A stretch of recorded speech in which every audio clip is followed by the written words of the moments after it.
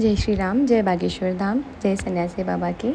आज के इस वीडियो में मैं आपको हनुमान चालीसा की विधि बताने वाली हूँ। ये हनुमान चालीसा का पाठ मैंने इस मंगलवार से शुरू करा है। पाठ 3 दिन का मैंने संकल्प लिया है और 3 पाठ का। यहाँ पर मैंने घी के दीपक तैयार करे हैं, मेरे पास धूप बत्ती है। सिंपल सामग्री के साथ ये पूजा हम कर सकते हैं। हनुमान दादा को फूल समर्पित करे हैं, मतलब फूल चढ़ाए हैं मैंने। यहाँ श्री राम दरबार को मैंने और हनुमान भैया को रेड कलर के आसन पे स्थान दिया है और मंदिर में ही दिया है। आप चाहें तो चौकी पे भी दे सकते हैं। यहाँ पर मैंने लिया था कुमकुम तिलक करने के लिए।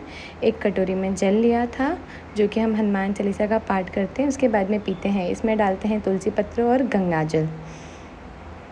इसके बाद में ये जल जब हमारा पाठ ख़त्म हो जाता है तो हमें नेक्स्ट डे ये जल पीना होता है, या फिर जिस भी रोगी के लिए या जिस भी संकल्प के साथ आप ये पाठ कर रहे हैं। जैसे आप किसी के लिए संकल्पित पाठ कर रहे हैं तो आपको ये जल उसको पिलाना होता है, या आप खुद के लिए कर रहे हैं तो आपको स्वयं ये जल पीना होता है। यहाँ पर मैंने पूरा दीपक वीपक जला के सब कुछ तैयारी कर ली थी। भोग प्रसाद के लिए मैंने यहाँ पे चने गुड़ रख लिए थे और घी का दीपक जलाया था। आप चाहें तो आप चमेली तेल का दीपक भी जला सकते हैं। और धूप बत्ती जलाई थी, अगरबत्ती नहीं धूप बत्ती।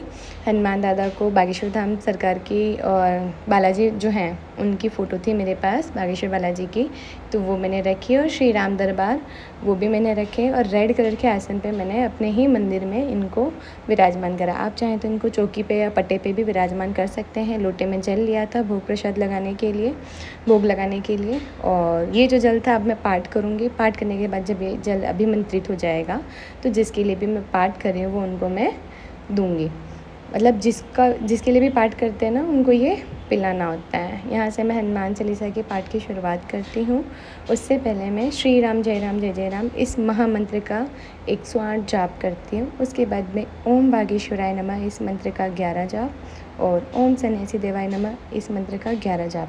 इसके साथ में मैं अपने श्री हनुमान चालीसा के पाठ की शुरुआत करती हूँ। सबसे पहले मैं गौरी गणेश जी का, सभी देवी देवताओं का, अपने कुल देवी देवताओं का, हनुमान दादा का, सभी का आवाहन करती हूँ।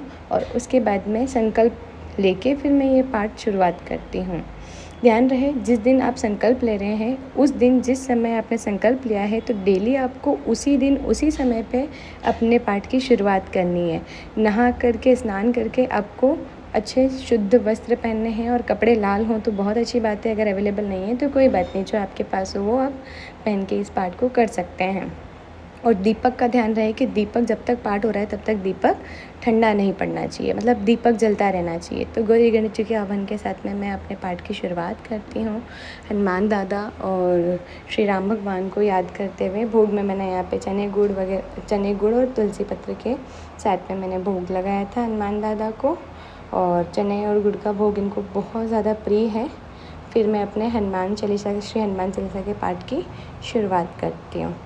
श्री गुरु चरण सरोज रज निज मनुकुर सुधारी, बर्ण रघुवर विमल जशु जो दायक फलचारी। बुद्धिहीन तनु जानिके सुमिरो पवन कुमार, बल बुद्धि विद्या देहु मोहि हरहु कलेश विकार। इसके साथ में मैंने हनुमान चालीसा के 3 पाठ कंप्लीट करे और कंप्लीट करने के बाद में मैं श्री राम स्तुति का पाठ करती हूँ। और श्री राम स्तुति का पाठ हनुमान दादा को सुनाती हूँ। उसके बाद में जब मेरा पाठ कंप्लीट हो जाता है तो हवन धूप जो भी आप कर सकते हैं वो करना है आपको। और आरती के लिए आपको कपूर तैयार कर लेना, या आरती की थाल जैसे भी हो, आप फूल वूल सजा के भी तैयार करना चाहते हैं तो वैसे भी आप तैयार कर सकते हैं। तो आपको फूल वूल डाल के अच्छे से आरती की थाल तैयार कर लेनी है। और हनुमान चालीसा के जो पुस्तक होती है उसी के पीछे की तरफ सबसे लास्ट में दी होती है, उसके अंदर हनुमान जी की आरती। तो आपको हनुमान जी की आरती करनी है और आरती के बाद में आपको भजन कीर्तन जो भी आप कर सकते हैं वो करना है। और फिर बाद में ये जो जल है जो आपने बनाया है ये आपको ढक के रख देना है कि अगले दिन, या फिर आपने किसी के लिए पाठ करा है तो उनको पिलाना है, या फिर स्वयं के लिए करा है तो आपको ये जल स्वयं पीना है। पाठ के बाद में आप जो आसन है, जिस आसन पर आप बैठे होते हैं उस आसन के नीचे चम्मच से या आचमनी है आपके पास तो उससे आपको जल डालना है। जल डाल के हम उस जल से अपनी अनामिका उंगली से तिलक करते हैं। जो मिडिल फिंगर के पास वाली फिंगर होती है उससे हम तिलक करते हैं। तिलक करने के पीछे ये रीज़न होता है कि इंद्र, भगवान इंद्र जो हैं वो हमारा जो हमने पाठ करा है उसके फल का पुण्य हमसे ना ले ले। तो ये जल करके जल डाल के और फिर हम तिलक लगाते हैं। यहाँ पे मैंने आरती करी थी, उसके बाद में इस तरह से देख सकते हैं आप लोग। मैं बता रही हूँ आपको, इस मिडिल फिंगर के पास वाली फिंगर से आपको ऐसे जल लेके अपने मस्तक पे तिलक करना।